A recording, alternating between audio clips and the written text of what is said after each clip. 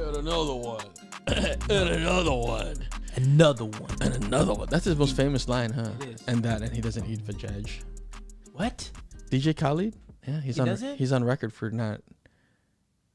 Wow, I apologize for his wife. I'm in a relationship, but like, yo, I know. all women deserve that. That's all I gotta say. I don't know if he's changed since the internet trolled him for it. They better have. Yeah. Or if he doubled Peer down. pressure. Peer pressure. Do it. She's probably like, what am I missing out? That's like that Key and Peele sketch. Have you seen the one where they're two pimps teaching like the oral art? Yes. And at the very end, they leave and be like, we'll be back. It's like two girls. Yeah. Yes. Like 20 down, 10 billion to go. Or something like she that. got to teach them all. Yeah. That's great. All right, tell me the story. Oh, well, so. You had your family here. Yeah, I had my family here. And sorry, lost my train of thought. Yeah, my family was here this past week, and you know, my niece is a aspiring professional basketball player, and she's quite good. And I try not to say that in a very biased way, but like just observing her and her skills, amazing. Did I see some clip with her and Jordan Poole? No, that wasn't Jordan Poole. No, it was. He looked like him. No, it was some trainer. So my brother brought her here from Hawaii, put her in a camp. After the camp wrapped, he gave her additional training at the Golden State, this training place in Oakland, basically to assess and analyze dribbling skills. I think it was like an audit, right? That's and dope. so the idea is that there's this infrared. You know how like they have that golf swing thing? Oh, yeah. So it's that, but in basketball. That's dope. So it'll test your speed, your accuracy, basically all of the things that you would want to know as a player. And during this time, we got there early, as one should. Always. And there was an event happening at the same time. And what had happened? What had happened was they had all these like all this swag that was there, and they were kind of packing up, but it was adjacent to where we needed to be. So, out of curiosity, I was like, well, why don't I just walk there? I have my camera bag with me. I looked like I belong there. You always belong. Well, thank you. I appreciate that. Anyway, I walked through the threshold of the doorway because it was outside on kind of this balcony. And what do I see on my left as I walk through? The Golden State Warriors trophy, the NBA trophy. Beautiful golden thing with the NBA backdrop, the Golden State Warrior backdrop. So immediately I'm like, okay, this is a core memory moment for my niece and maybe for my family. Yep. So I walk up to the first person I see, I introduce myself, and I say, I love events like this because it helps support the community. Basically, it was a CarMax meets Golden State Warriors partnership where they were doing back to school supplies for young adults or young children. Dope. Introduced myself, asked how I could get involved. I asked like who's in charge.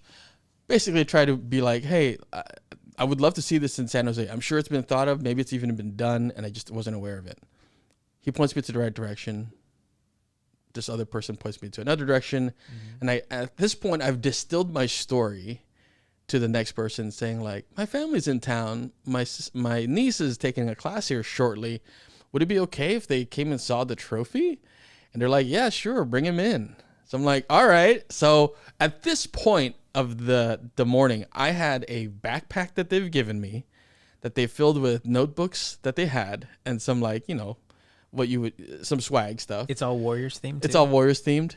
Great. So I had it, and my family is sitting kind of at the end of a corridor. And so of course they see me, and then they start to notice like I'm holding stuff that I wasn't holding before. And they're like, wait a minute. So that was step one, right? They're like, oh my God, swag. Yeah. And then I get closer to them and I say, come with me. Oh. And they're like, what? And then they see the trophy as they walk through the door and they lose their mind, right? They're from Hawaii, you know, like, I don't even know if Hawaii has a NBA team, but so they get a chance to hang out with it, take photos with it, and get this. One of the coordinators there, or one of the volunteers maybe, her granddaughter attends the school district that my brother's in IT for. Oh, wow. Yeah, so they instantly make this connection. Small world. Small world. And So my brother promises to like look after the grandkid. Like I'll try to support them, or whatever I can do. I love that. I do too. So they took photos together, and you can check it out on our Instagram. It's just there hanging out with the NBA trophy, which was shiny and nice and super reflective. So Steph has kissed that trophy. Yeah, I mean they won a couple, so I don't know if it's the same one. No, he's kissed all of them. Oh, that's true. He has. Yeah, I would kiss all of them. That's right. I should have looked for kiss marks. Yeah. Steph. Like a forensics. Forensics. Yeah. Anyway, so that's my family story and the Golden State Warriors, and I'm Tasi Alabastro, and you can find me at Tasi Alabastro on social medias, and I'm Davied Morales. You can find me everywhere at Active Poet, and this is our podcast, Art Time Job, a podcast for working and aspiring artists by us working artists, and we're here to support you, and hopefully our stories and some of our anecdotes here will help support you in your journey. Yes, because it is a journey. Yeah, and you can't. It's impossible to do this journey alone. Yes, it is, and you hear this all the time in the industry, but it's who you know. Yeah, and you know what? That did not sit well with me when I first started, because I'm like, what does that even mean? You mean like I can't get through with the merit of my own skill or whatever? It's not my talent. It's not my talent. I have to know that person. I know. Ew. And you know what? 20 years later, since starting, I don't know if it's 20 exactly, but it's so true. It's so true. I admit it now. It is mostly who you know. It is. And to get to that point, you also need to have skill, dedication, ambition. Like those are all still very important ingredients. Yep. But who's going to taste the stew? Who is? and I also want to add, it's also not who you know. It's who knows you. I want to add that on there. Yeah, there's a great quote. I think it's Steve Martin, the comedian Steve Martin. He said, be good enough, be so good that they can't ignore you. Yeah, be undeniable. Undeniable. Come on. Undeniable. And I love your story because you connected so many like people that like would have, like we're all like 6 degrees away from everyone. Yeah. And like we're so close to everyone, but if we don't make that initiative or that effort to like say hi to somebody or like get turned down, they could easily been like, no, you can't come over here. Yeah, private. Are you part of the school district? They could have any number of ways to like keep me out of there, right? But you were just like, you start off with a compliment, love events like this, and which is true. It is true. Yeah. It's true. And I think you showed me a business card where you got I didn't add that to the story. It's okay, that's why I'm here. Yeah. So thank you. Yeah. At the end of that interaction, I left with the business card and greeting from the person who was coordinating it. And they had said, hey, if you're interested in doing more like possibly some photography, reach out to me. I'll connect you with the PR person for the Golden State Warriors. We'll see what we can do. And that, there's no promises made there, but there was a connection.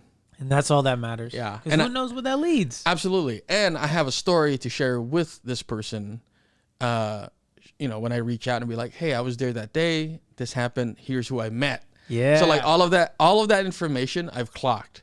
So good. So something like small and large details are kind of at my disposal. Yeah, it's ammo, baby. It's ammo, yeah. It's ammo. Yeah. I love that. I mean, it's all relationships. It's all relationships. I think a lot of my success has happened because of relationships. Yeah. I haven't shared this with you yet. But this hang on. Do I need to sit? I'm sitting down already. Sit down. Let me stand up. Okay, I'm sitting down. Yeah. Tell me. I see. One of the things I love about this podcast is, one, you and I already talk, and you and I already share some of our successes, like in a text, like, hey, I did this, or this happened, or maybe I saw it on social media. Because I want to see you win. Yeah, that's right. I want to see you win. It's never a jealous thing when you share your wins with me. I'm like, I love that for you, Tasi. We're moving together. Yeah. Anyway, this moment is yours. The floor is yours. Thank you. Haven't shared this with you, Tasi. And the blessing of this, that by the time I share this, it will be out, so you guys can see it. I booked a little commercial with McDonald's. Thanks, bro. I'm loving it. Yeah, me too. Me too. Yo, congratulations, dude. The happiness is not just the meal, you know? No, just it's like, not. It's everything beyond else. the meal. Yeah. The meal's the bonus. The meal is the bonus. Yeah. And the blessing of this, why I share this win, other than just a quick flex, is that I booked this without auditioning. The beauty of this is, I'm gonna start with the beginning of like, I kept on auditioning for this casting agency director, and they kept on not booking me. I would get like, check availability, which is like the next step after a callback, which is like means you're in the final countdown, final 5. Yeah. But which is not uncommon. Not uncommon right. at all. Okay. They're just trying to make sure everything works, who they work with. Like, you're in good. If you get check availability, you're so close. It doesn't mean it's on you. It's usually casting. Anyways, I kept on auditioning for them, and I never got anything. Mm-hmm. And then I finally got it once. I got in there once, and I wanted to make sure that I was early, that I was going to be in my best attitude, and I was going to do the best performance I could with these people. Wait a minute. So you're saying you showed up as a professional? You know? Base level, base level. Show up on time, early, if anything, yeah. and be professional. Like, don't let your outside influence what you have to do today. Right. Get the job done, you know what I mean? Yeah. So I made sure, what's something I always like to do, I always try to get everyone's name. There's just something about being like, hey, bye Ben, bye Steve, right. Good seeing you. I like to be like, we made that connection.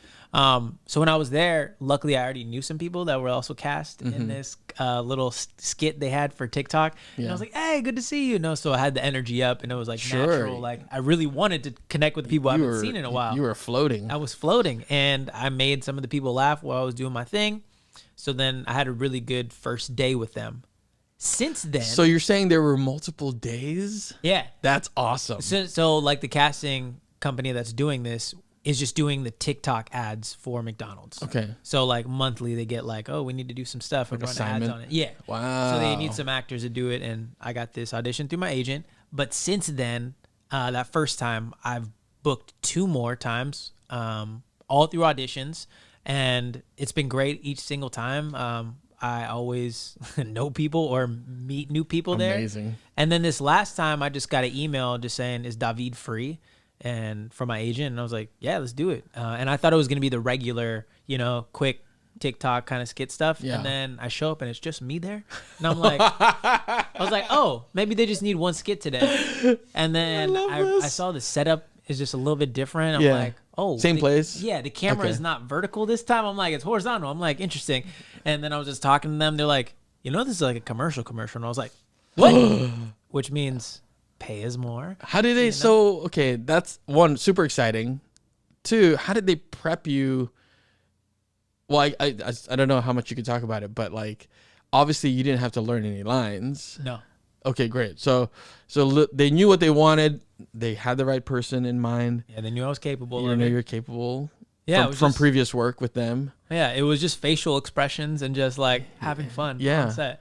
Wow. So like I overheard the casting director talk. Yeah. Because the cinematographer was like, how do you get these talent, And they were saying, she was talking about like, oh, we bring in a lot of people, and then they were like, some people, just get mad that they have to bring so many clothing options, or like they're really loud, or like, they're not on time and stuff like that. And she was like, my favorite talent is professional. They show up early and they're quiet in their area, and they're maybe talking amongst each other, but they keep it down, and they're just ready to go when we need them. Mm-hmm. And then he was like, well, how'd you get this guy? She was like, oh, I work with him. He's great. He always brings good energy on set. So I'm in the rotation now. Oh, and that's just like, thank you. That's just like a standstill. That's just like a testament to like, I really want this, and I really love doing this. So like, it doesn't cost me anything not to be kind, and like, talk to those people and learn each other's names and like get to know everyone. No cost, there. all profit. All profit, baby. Man. That's a beautiful story. Thank you. Yeah. And I almost like, just you describing that, I can already imagine like how that went down. I mean, obviously you just kind of shared some of that, but I can imagine how it went down because of those relationships that you nourished and maintained, and just being a professional. Yeah. I think that's such a great lesson for folks that are starting off, or maybe like you're down the road and you feel, you got a chip on your shoulder about it. But like, why are you there? I think just the baseline of just being grateful to get that call. And it's not about having a scarcity mentality where like, oh no, this is the last one. This could be the last time this happens.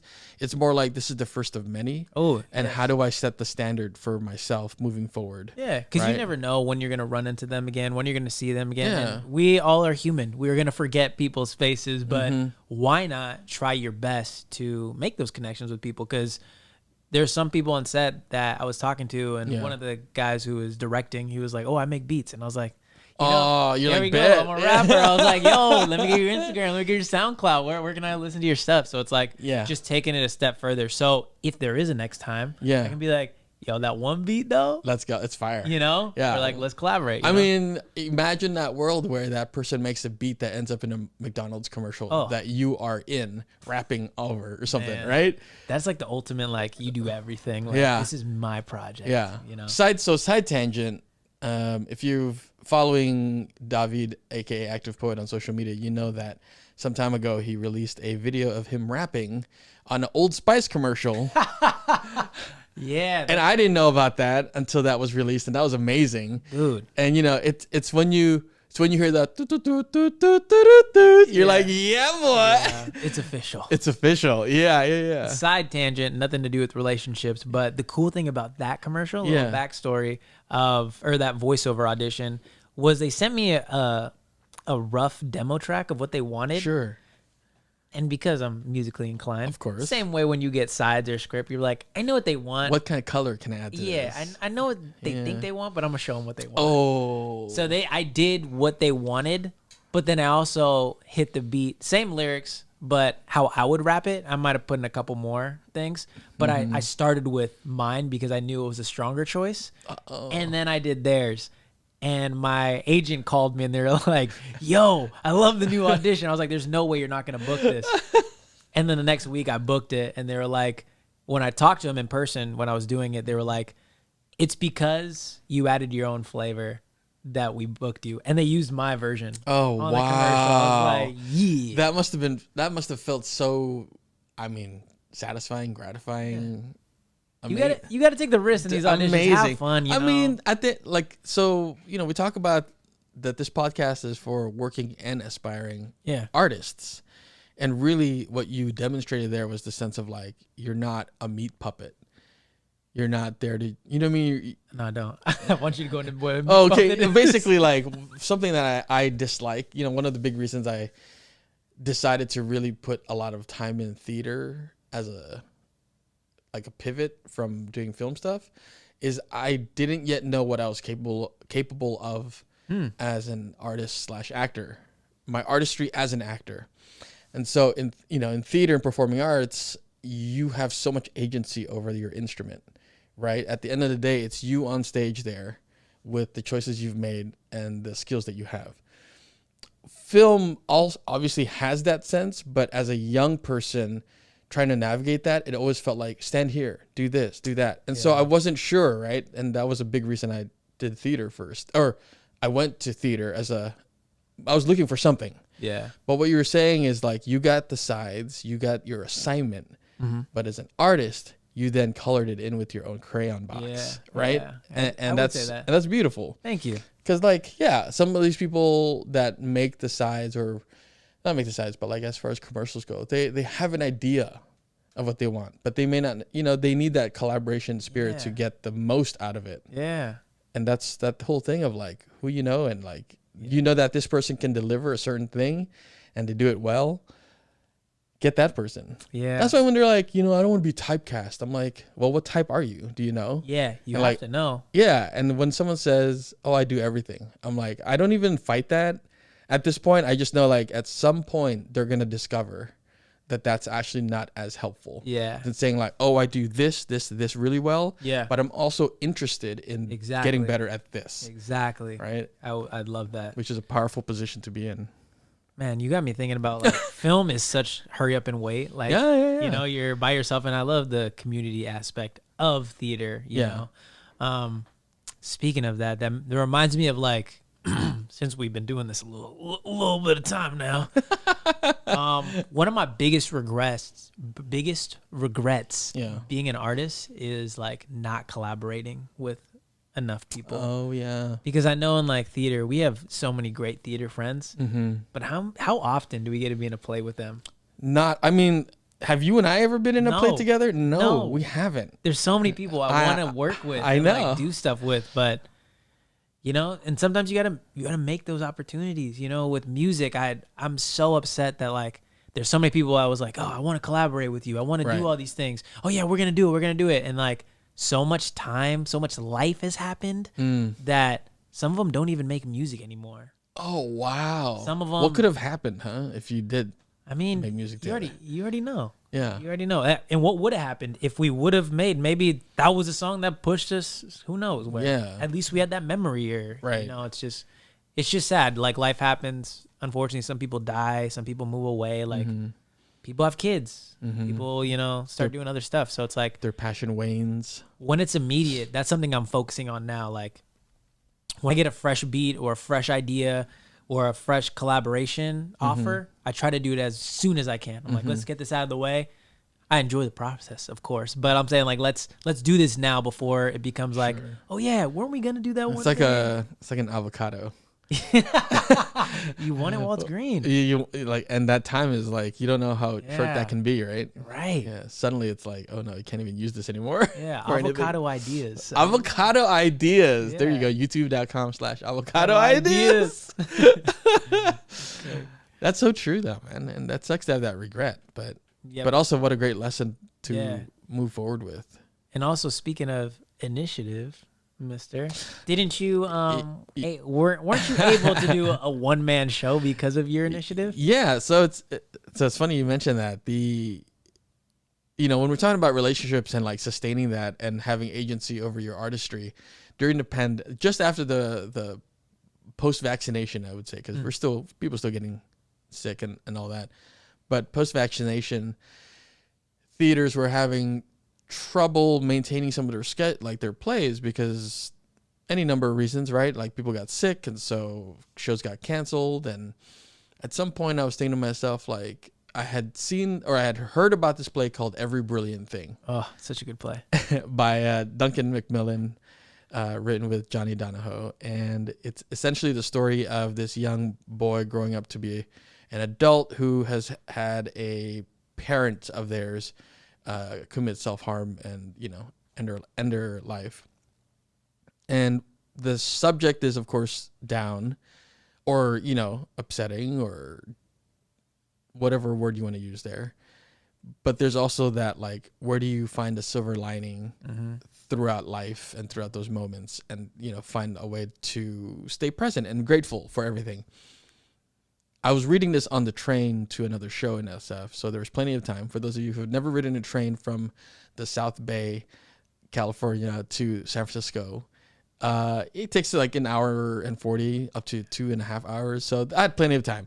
So I read this play and I was immediately struck by how like sensitive, heartfelt, strong, and impactful it is that I reached out to the artistic director of City Lights Theater Company. Have you worked at City Lights before? I have. Oh, Yeah. so you maintained that relationship. I did. Okay, Yes, that's okay. right. So over the course, City Lights is a local San Jose theater company that we support. And We love them. yeah, we've probably have like 6-7 shows between us. Yeah. And I can tell you right now that in each of the 3 shows before Every Brilliant Thing, spoiler alert, I was in 3 different capacities as an actor. So the first time I was like, I think we talked about it on one of the episodes. That's the first time you saw me. I was just like, I don't want to say extra, but like an ensemble member, which is important to like be a part of the story, but also find ways so you could stick out as a character. There are no small parts in the story or storytelling, and Tasi was amazing in that. Keep going. No, thank you. I appreciate that. I accept the roses, Yeah, the flowers. The next one, of course, was kind of like a little bit more demanding. And then the third. And then finally, on the train ride, I kid you not, I texted the AD, artistic director. I was like, hey, have you read this play? Has it ever come across your desk? And she says, no, I'll look into it. And I think 4 days, sometime within a week, she reached back out to me and she said, I read it. I love it. Do you want to do it?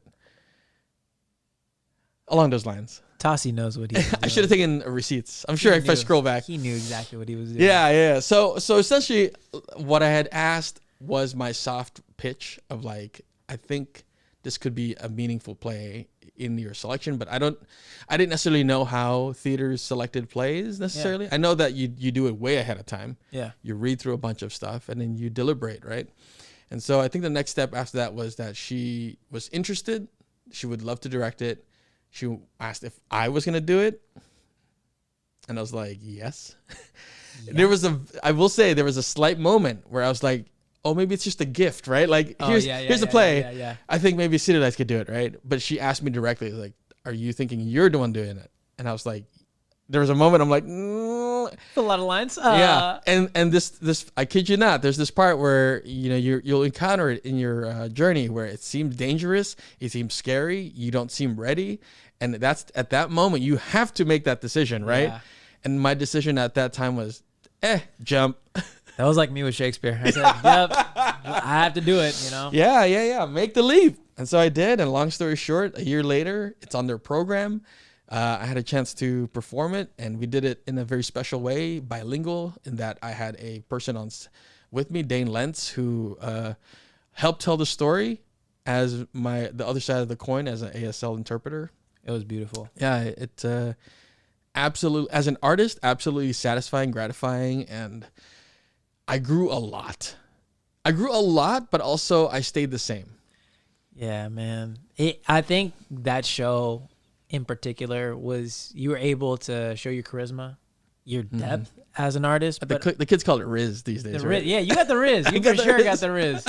You've had the Riz. But also, like, you were able to, like, showcase your improv in there, which I loved. I loved so much. Yeah. Thank you. The thing that scared me about that show was the numbers. Oh, sure. When you guys see it, you'll understand. Read it. It's a beautiful. It's my type of play. It's super lighthearted, but obviously based in a deep subject matter. Yeah, that affects countless families and people and generations. There is, I believe, a version of it, the original version, that you can watch on HBO Max. Oh, you can watch it? I saw it after. Oh, smart. Yeah, it's literally the guy that performed like 500 plus versions of it, helped write it. He's a stand-up comedian in the UK, Johnny Donahoe. Nice. And after watching it, I'm like, oh, wow. Like, huge creative differences, but like both super impactful. Love it. Yeah. I mean, it's hard for me to watch myself. But yeah, we'll go into that process down the road, because I wouldn't say I seek out one-man shows, but that one sort of found me. Yeah. In a time where I think I needed to be challenged in some ways, and also do a play that was closer to where I live. Yeah. So like there are all these things that go in the pot, right? That I was like, okay, let me stir this and see what it tastes like. Yeah. Oh, bro, delicious. So satisfying. So satisfying. So satisfying. And you know what? Like, they're close by, and when you talk about maintaining relationships, that looks so different to so many different people. But I think at the end of the day, it's like, try not to burn your bridges. 100%. Right? Especially if this is a field, an industry, a community you want to be a part of. Like, you don't have to associate with people you don't vibe with or get along. Yeah. But you can be civil. Yeah. You don't have to speak badly about anybody. Yeah. You could just be civil, show up, do your work, and just not go out and be around that person, not hang out with that person. Remove yourself from the equation if there are people that bother you. Yeah. Like, you don't have to confront it in a way that's like everyone then gets affected by the drama, I guess. Because that's the hard thing, and we'll go into a theater episode. Oh, absolutely. Tasi are theater geeks. Yeah. About, like, the hard thing about theater is, like, you're committed to this run, and there's outside influences, and you have to show up and be present that day in this story and not let that affect where you are today. Because you're trying to tell the story as truthfully as you can. Yeah, So- I think it's, I'm sorry to you're interrupt. good. I think it's funny when you hear when actors are like, or when actors get interviewed, they're like, "Oh, how was it working with so and so?" They're like, "It was good." And you like, I don't know about you guys, but sometimes I can hear like, "Oh, they don't call each other after the anything. They don't. There's no association, and that's okay. That's perfectly fine. Not everyone hangs out with their coworkers after work. I was about to say, it's like the coworker situation. It's like, do you really hang out with all your coworkers? Probably not. Probably not. Yeah. Most likely not. And, I'm sorry, I'm with my girlfriend on blast. She was she was talking to one of her coworkers, and they were like, "Yeah, but we're friends." And she was like, "Yeah, we're friends." And it was cracking me up because I'm like, "Yeah, I don't know why." Because she was giving her advice like, "You need friends outside of work," and she's like, "Well, we're friends." And I'm like, "Has she ever called you outside of this?" She's like, "No." And I was like, "You're not really friends." Yeah. You know, like you're work friends. You Sure, know, you yeah. guys genuinely get along at work, but like it doesn't go past that, and that's Right. okay. Yeah, that's healthy. In fact. Yeah. Yeah. Sometimes you need that. Yeah, you do. But yeah, I know some people, I'm sure we both know a lot of people in this industry who have burned their bridges, and like, you know, it's crazy to see as long as you're in the industry or in a field where people end up like get higher on the level. And if you burn a bridge early on and that person moves up, it's like, good luck ever working around them or like anything they do, you know, Yeah. it's like, Have you ever worked with anyone that you felt was blacklisted by the general as a whole and still maintained a civil like workplace as far as like or performance in any capacity? yeah, I didn't work with somebody later on in there, but I did work with somebody who was burning a lot of bridges, and it was hard to advocate for them Oh, yeah. because I was their friend early on, and I understood them. I'm a very empathetic person. Like I know their story. I've taken the time to learn it, but most people don't. So the person's actions to them were not justified as they were to me. But then after a while, when this person was brought up, and then people were like, "Oh, that person," I'm like, "Dang, everyone?" I was like, so then it made me feel like associating with that person is not the best, you know? Sure, yeah. So maybe I just don't bring that person up in conversation. Yeah, because that's within your power. Exactly. Yeah. No, There's I so get you. much of that in your power, you know? Yeah, you don't have to throw gasoline in the fire. Yeah. Yeah. It's like something we were talking about too is like who you hang out with. A lot of people say like, show me who your friends, I'll show you who you are, or you're the sum of your 5 closest friends. You Oh, know? interesting. It reminds me of, like, where do you want to go? Who do you want to be inspired by? Like, Yeah. what was I telling you the other day that there's a rapper named Joey Badass, and he has this cool rule of 33%. 33%. Math. Math. I know. I'm a math. I actually love math. Secret fun fact. Oh, okay, about good. me. Yeah, that's right. Duolingo Math it just up. dropped math, and I like love doing it every morning. Sidebar. But 33% of the people you Okay. hang out with should be at your level. People you consider. Oh, okay. You know, you compete with, you are Sure. at work with, at the same job Skill level. Skill level. Sure. Other 33% should be a level higher than you. So you're Okay. constantly like taking notes, learning, asking questions, seeing what You they're want to doing. you want to get there maybe. Get there, yes. Okay. And then the last 33% are people who are where you were or on a lower level so you can teach and give back. And then Tasi was telling me earlier when I was telling him this, like, that doesn't equal 100. So I guess the 1% is checking in with yourself. Self-care. We'll get to the self-care episode. Yeah. That's a self-care episode. Yeah. 1% self-care. 1%. No, I you know, it's funny when you were sort of explaining that, I was like, oh, I think I already do that naturally, Yeah, you do. instinctually. And then so when you said it, I'm like, oh, right. That's a great thing to share because I don't think that comes naturally to some people, right? Obviously, I don't want to make any strong presumptions about anyone, but and there's plenty of things that probably don't come naturally to me, but I think that's such a great practice. Yeah. Especially in fields you want to grow in. Yeah, and just to be kind of cognizant of who's around you, your surroundings, basically. Be alert of what's happening around you. I definitely feel that at one point, you might not agree with this, but I was in that 33% hanging out with you below you. And I feel like now I'm like eye to eye with you. I mean, I'm looking up to you, big bro. Just get out of here. Get out of here.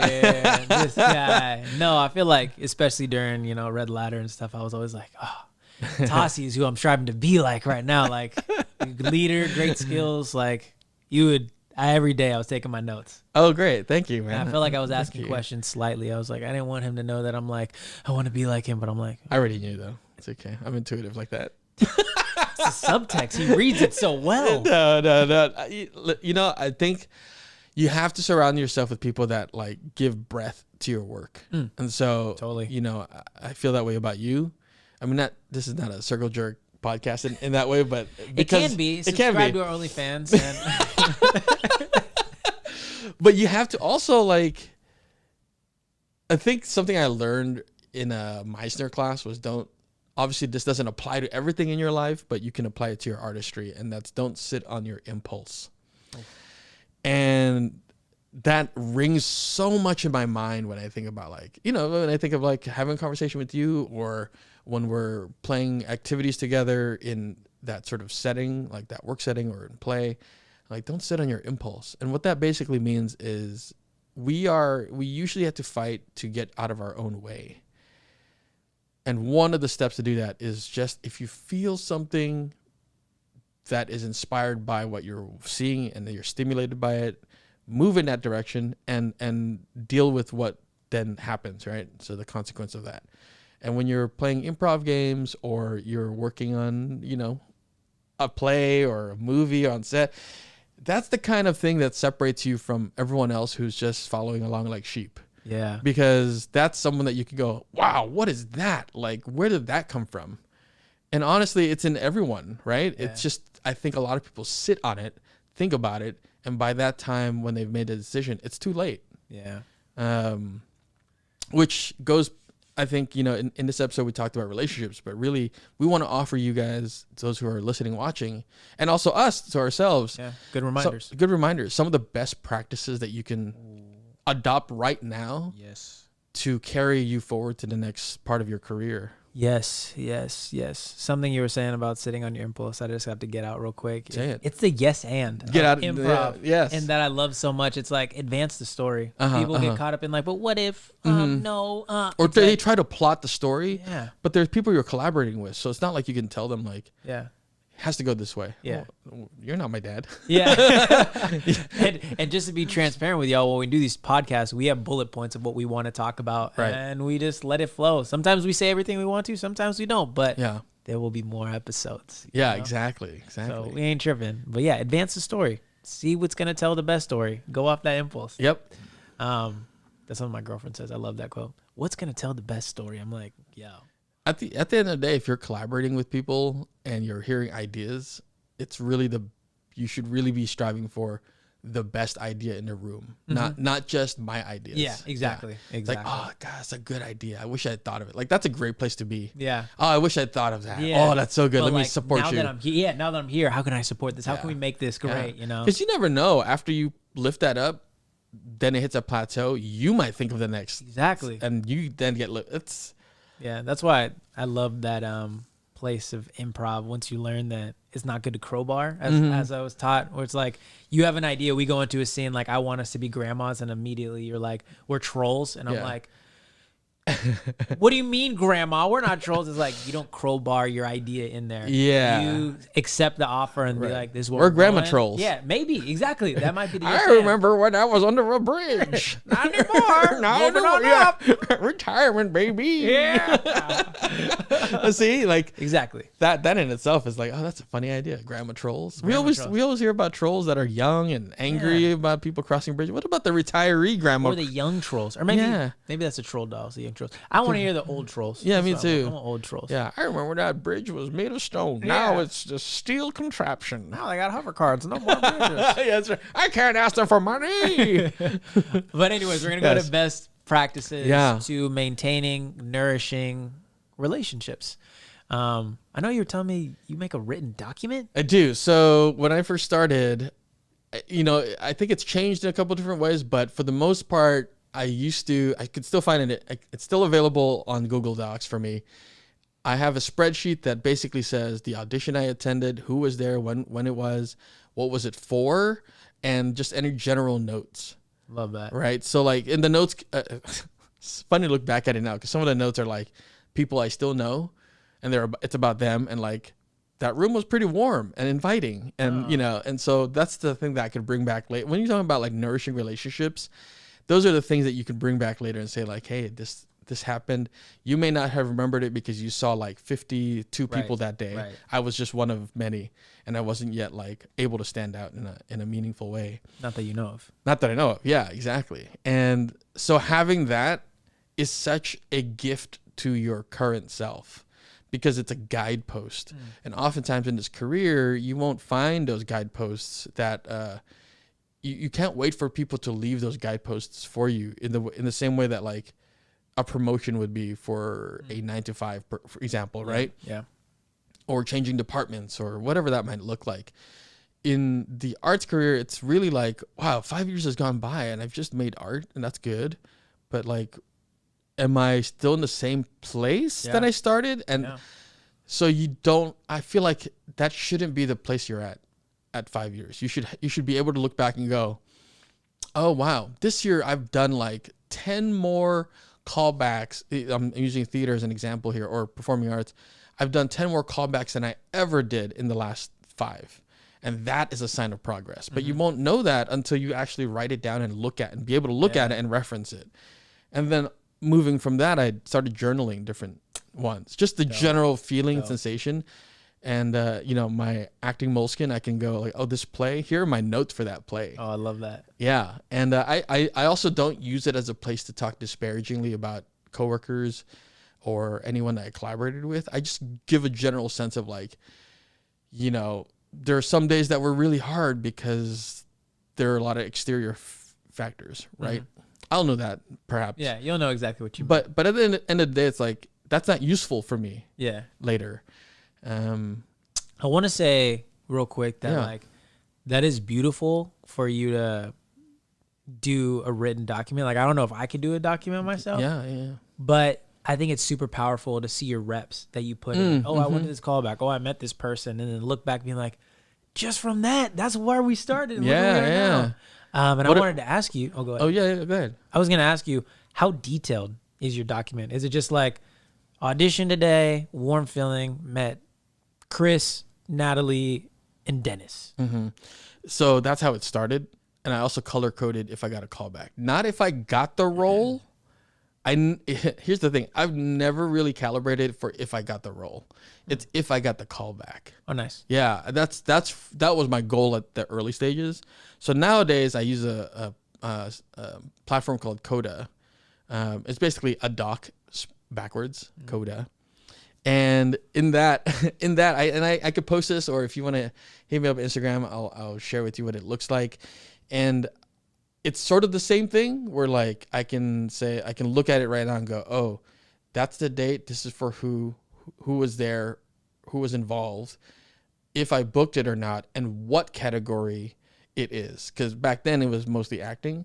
Now it's like if it was for a grants panel that I served, if it's for a voiceover or a live stream or any number of multi-hyphenated reasonings, right? This guy. So it's there. And what's cool is because now it's digital, I can distill it into a graph that says like most of my year was, if I want to answer my question of what did I spend most of my year on, so I could focus on something different next year or double down or whatever, I can put in a pie graph or a bar graph and say, oh, this is what I spent most of my time on, and this is how much I got paid.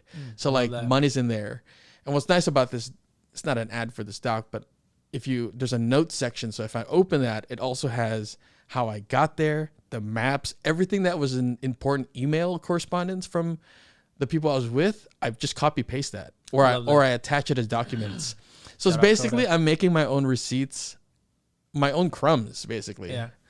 Yeah. Wait. So I'm gonna hop on real quick because you said a word to me that hit me. You said document your reps. Yeah. What does that look like for you? For me, I do something similar to writing out, but I don't write as extensive. Shout out Belika. She's an actor. She's a YouTuber. She's from the Bay Area. She gave me an audition spreadsheet. Oh, nice. That I do now. And it basically says like how I got the audition, who's the casting director, what's the company, what you auditioned for, how you auditioned, did you get the call back, did you book it? all that stuff.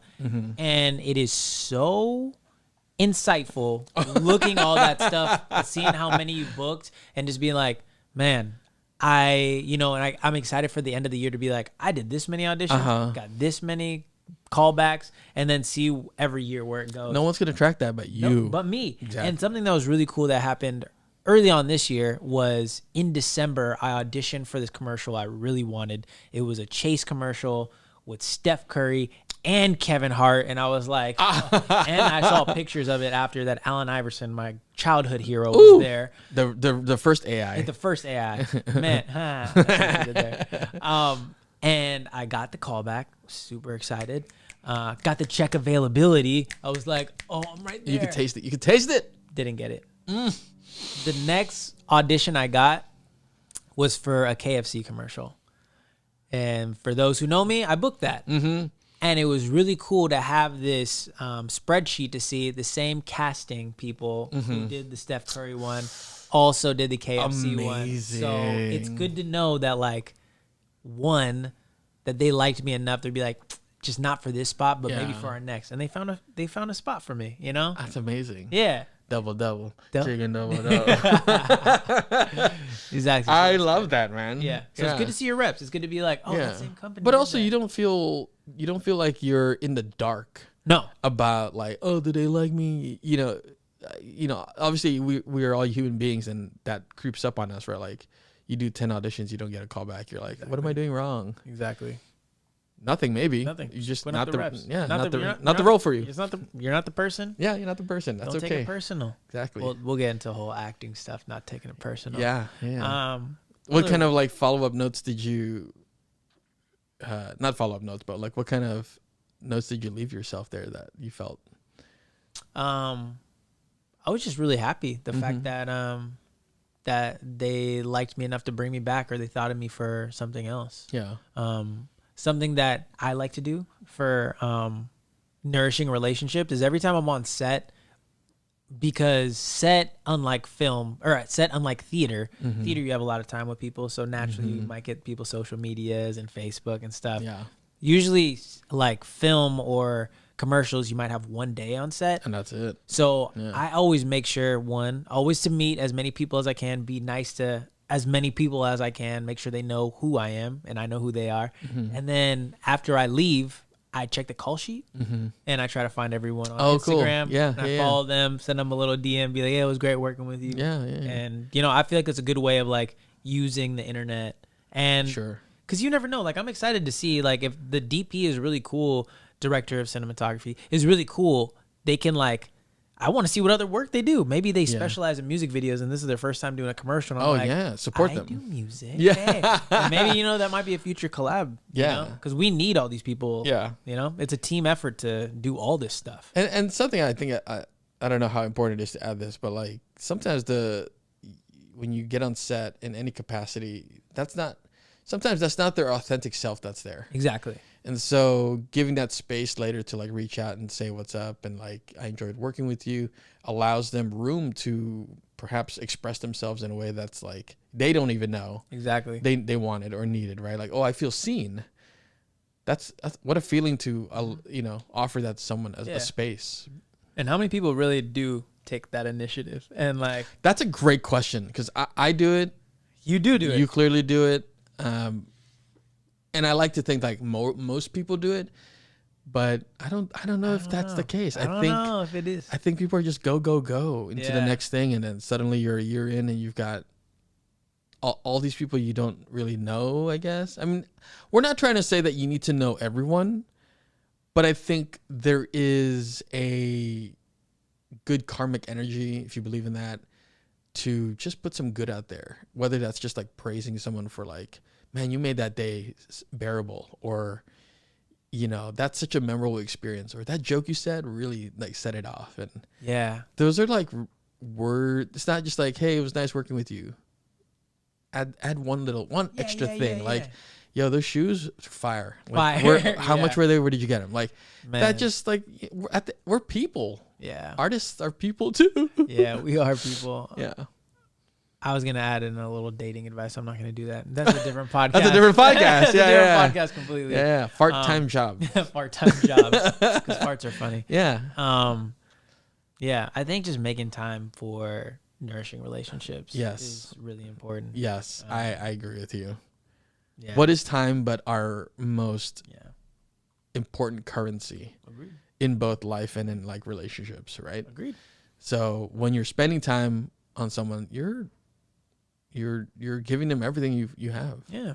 Yeah, that you 30 minutes of your life, 40 minutes. Yeah, like when you look at your day at a whole or like your life as a whole, what's 10 minutes? We're already scrolling. I see you guys already scrolling. Like it could be something as simple as, sending a DM to somebody or like being like, yo, how you been? Good. Yo, I saw you just doing this, or like, I know when you took that trip to Japan, I was like, oh, I can't wait to talk to Tasi about this. Oh, thanks, man. Yeah. I felt like you took me with you to Japan. I love that. Yeah. And it gives you things to talk about. Yeah. And that, I guess that brings us to our last bullet point here, or our last thing that we want to share with y'all out there listening, watching, is you have to set time for time. You gotta set time for time. That sounds really weird saying it now. I just kind of coming out, but the gist of it is like it's all about intentionality. Yeah. Right. And so the gift of being able to spend 5 minutes to like look at someone's social media post if they have it there and like really taking that in. Yeah. In a way that you never know when it might come up, but like if I see you on the street or meet you at a party or something, or even if I message you, like just sharing a little bit of that and saying like, yo, like you said, yeah, excited to see your Japan trip, or for instance, this one, like that Old Spice commercial. Yeah.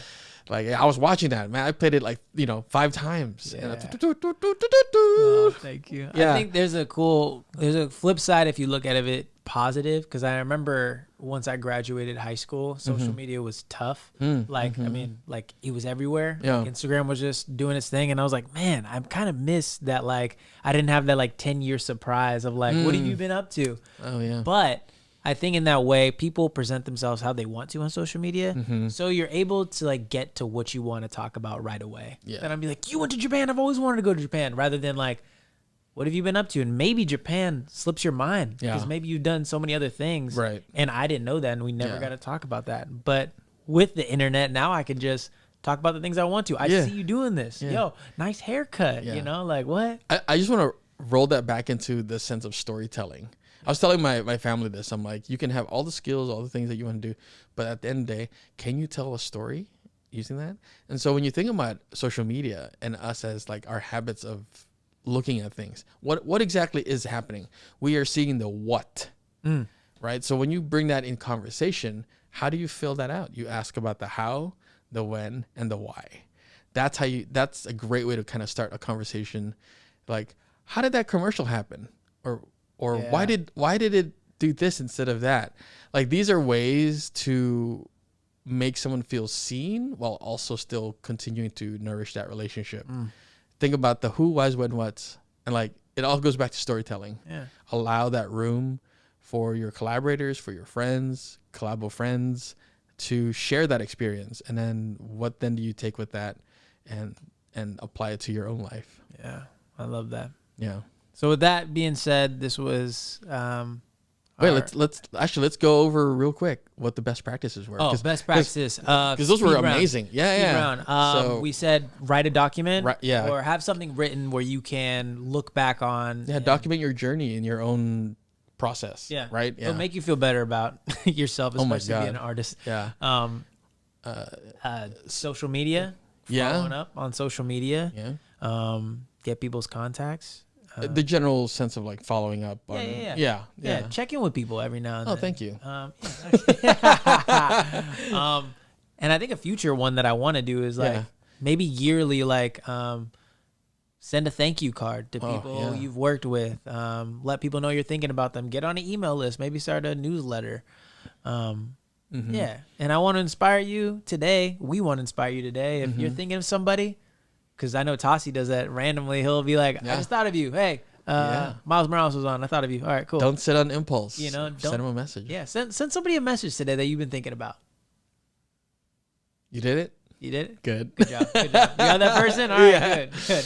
I'm Davied Morales. And you can follow me everywhere at Active Poet. Yeah, and I'm Tasi Alabastro. You can find me everywhere at Tasi Alabastro. And this has been Art Time Job. Reminding you that art saves the world. And make time for your art and those relationships. That's right. We'll see you on the next one. See ya.